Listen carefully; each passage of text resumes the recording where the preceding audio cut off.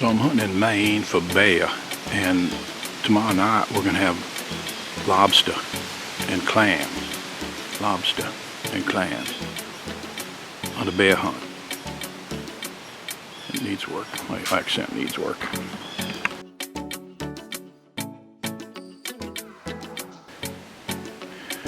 Millinocket, chance of showers. Penobscot, Benoit, Larry Benoit, Lanny Benoit.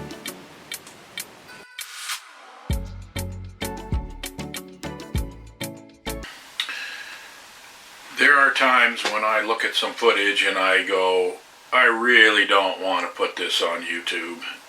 But, you know, I think one of the things that has grown my channel is that I just be real. And that means that when I'm successful, you guys all get to share that with me. And when I screw it up, well, you get to see that too. So I'm going to go ahead and post this, and when you get all the way to the end of this, you'll fully understand what I'm talking about. Well, obviously that didn't work out the way I had hoped. That bear apparently circled downwind of me and never did come in, so I didn't see any bears last night. So here we are, day 4, and man, has this been a hunt of extremes. It's another cool day. We went from 90 degrees every day to 60 degrees every day. And I think the bears are just freaked out. Well, the only thing that likes this is the mosquitoes. They're unbearable, and so without a thermocell, things are pretty brutal. So I thought I would stop out here before I finish driving on in to where I'm going to park about 100 yards from the bait, and just mention a couple things. First of all, I'm wearing my rain gear because it's clouded up and there's some dark looking clouds around, and also it's just cold enough that the extra layer is going to help me be more comfortable. Unfortunately, I checked the camera here this morning and I did not get that big male with the female on camera again, but we did have another shooter bear on the bait at 6 o'clock this morning. And yeah, I don't know if I don't see the bear tonight, I might try to hunt this in the morning. It's really difficult to hunt in the mornings because it's just really hard to get in there without spooking the bears, and then if you do, they're just not coming back. So we'll see what happens here tonight. There's several bears on this bait, and we checked 3 other baits today and baited them, and they were all hit. So the bears are moving again after the heat left, and so I'm going to go sneak in there and get in the stand, and so just hope for the best, I guess. You know, we got multiple bears on this bait, and it's just a matter of time before one comes in while I'm there. Hopefully that's tonight, because I am running out of time.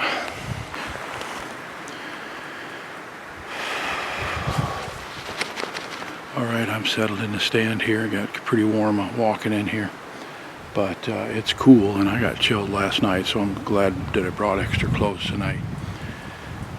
So the wind is perfect right now. If it'll stay right where it is, that'd be awesome. The mosquitoes, I mean, you can't hardly get the thermocell lit and going fast enough. It's really, mosquitoes really something. But so we're in for a long haul here, a 5-hour sit. But tonight could be the night. I just called my son and had him get me a ticket to fly out Sunday morning. This is Friday night, so I'm running out of time here.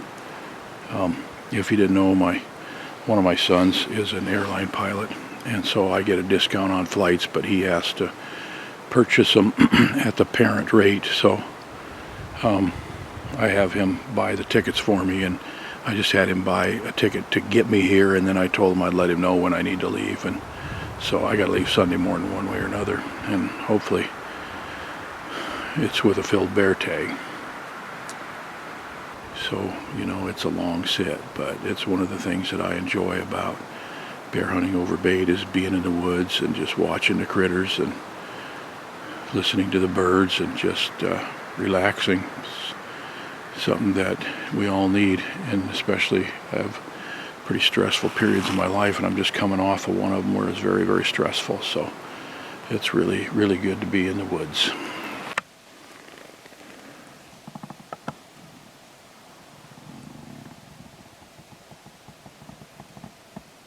We have our first customer. We got a bear right over here. He's working his way in really slowly.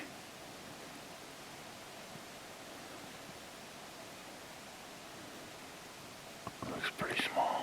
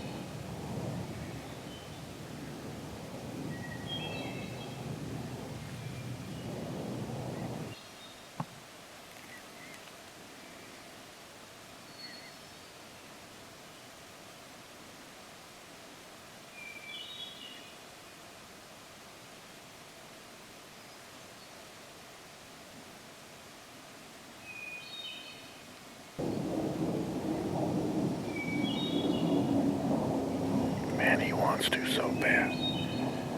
Come on, buddy.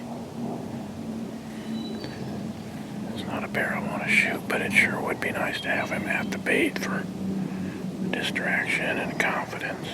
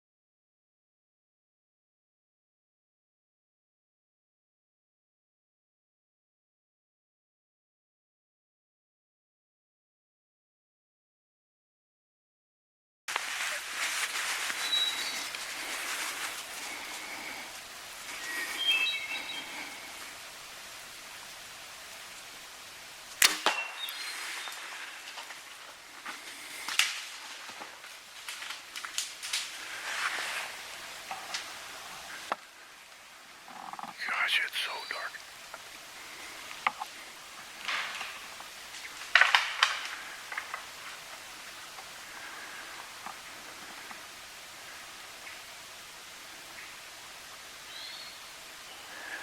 I was watching a small one the whole time, and then all of a sudden,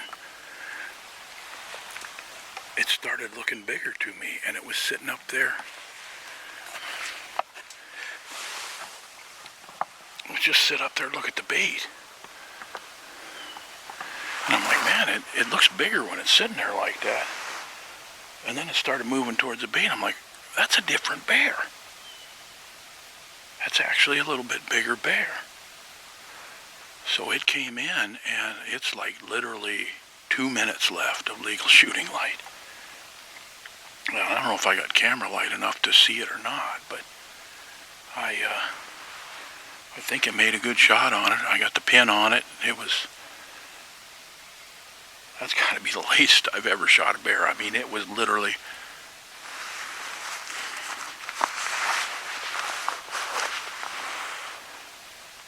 Yeah, legal shooting light is over by 1 minute right now, so it was probably 1 minute before the end of legal shooting light. Well, we've definitely got good blood on the arrow. It's really buried in the ground. But it's got good blood. Let's see if we can figure out where he went.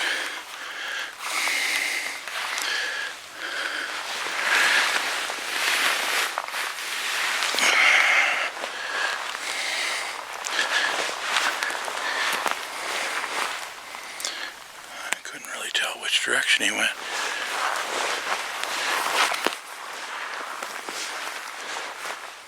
I think that's a track right there.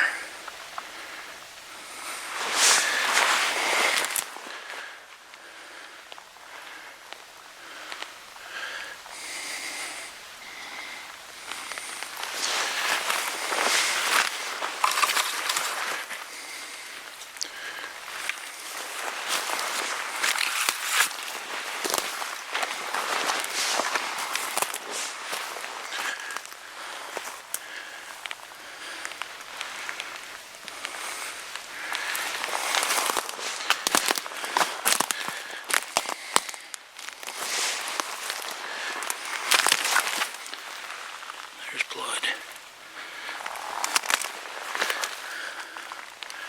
Okay, here's where it went. Went plowing right over this stuff here.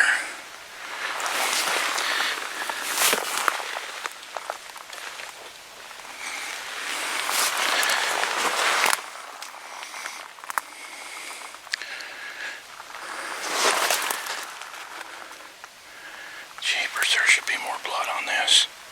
Alright, 7 o'clock the following morning here, and I'm in here with Bob. George and Abden are on their way up here. They're probably going to be here in about an hour. And the barrel has not been tipped over or hit.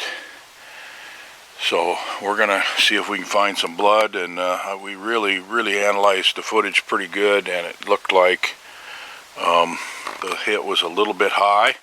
Hopefully we got both lungs, but we're just gonna scope things out and see what we can find.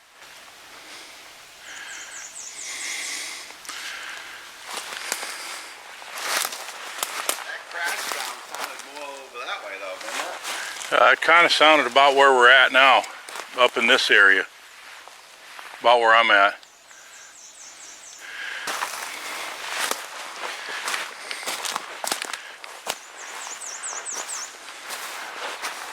Alright, so I got a little turned around out here, looking for this bear. Just can't believe I didn't take a GPS coordinate of the tree stand, which I always do, but for some reason I didn't this time.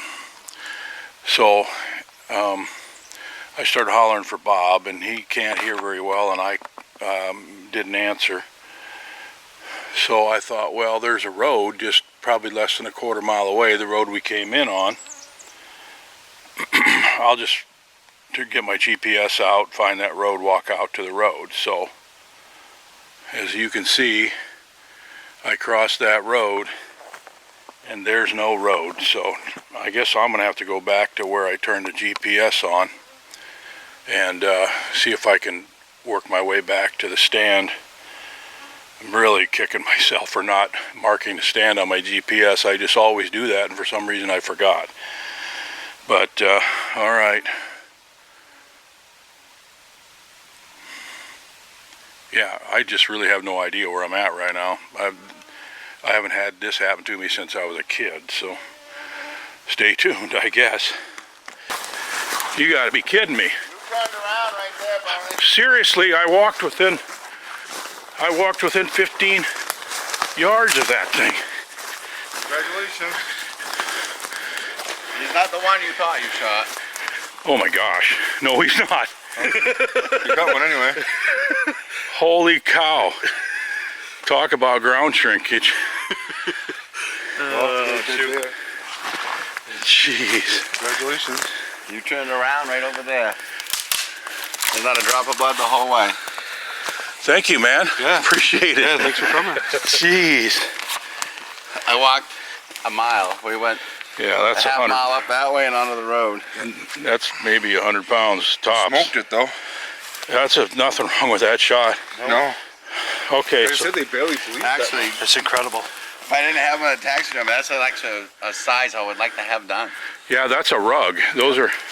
Yep. Yeah. Unbelievable. Thanks, guys. Just a fresh set of eyes sometimes.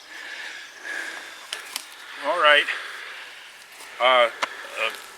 I'm kind of in a state of shock right now because we've been looking for 2.5 hours and we had literally walked right past this bear.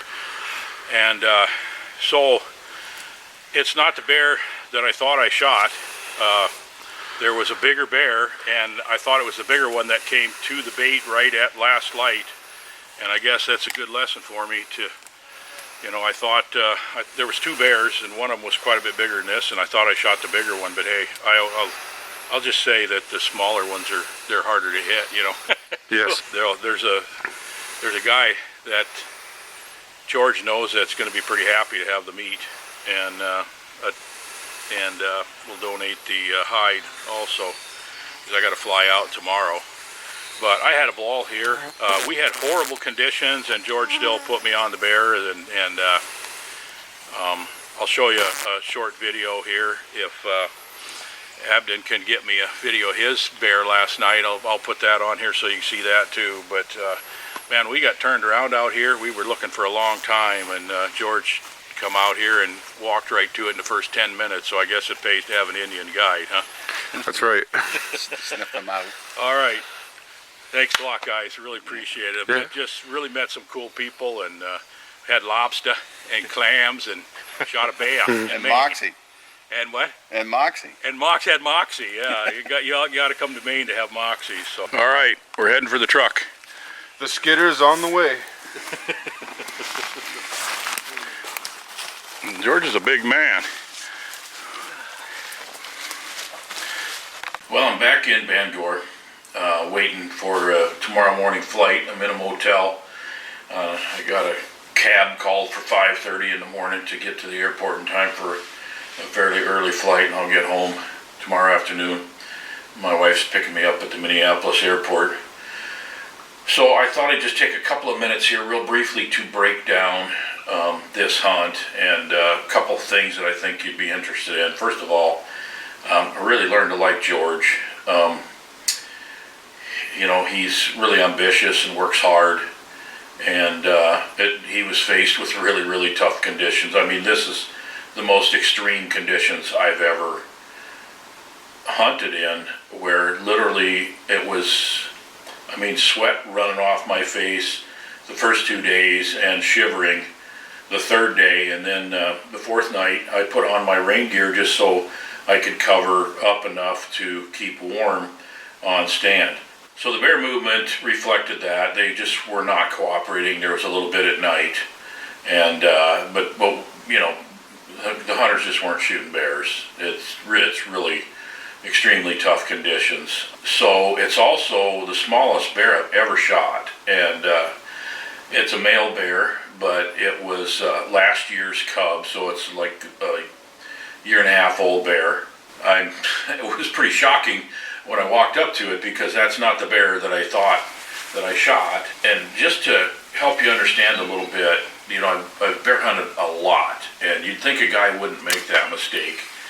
But you know what happens when I see a bear that I want to shoot, I just become really super laser focused, and I call it predator mode, where I just kind of go into this super hyper focus where I'm doing everything that's necessary to kill that animal. Because that little bear had been around me back and forth and circled around multiple times, and then he had left, and then a bigger bear had come and had sat up on an area up there about 60 yards away and watched the bait right before the last minutes of shooting light.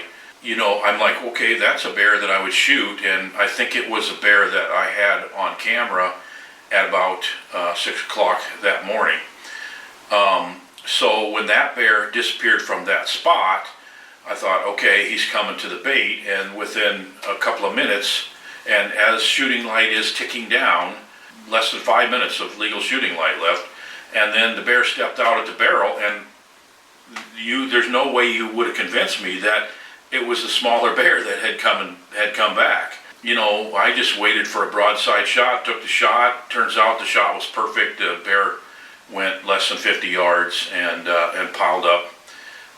But I'd shot the wrong bear. And laser focus kind of predator mode that I call it, I've always considered it a real asset. But in this case, it was not. And so I have to kind of reanalyze that. I'll get a bear this fall, have plenty of bear meat this fall, and so I shot the smallest bear I've ever shot in Idaho, and then I topped that with an even smaller one in Maine this year. So I've got to get this turned around, I guess. But anyway, that was my 37th bear, and I really enjoyed this hunt and learned to really like George, and I hope he succeeds in doing this. It's a unique hunt on native land, and you got to have a native guide. Probably will try to do this again, and probably try to get a bigger bear next time, and hopefully have better environmental conditions to hunt in. So anyway, just want to thank you for following along on this, and thank you so much for being a part of this channel and helping me do what I do by being a subscriber. So it really helps me if you leave a comment and if you hit the like button, and we'll see you on the next video.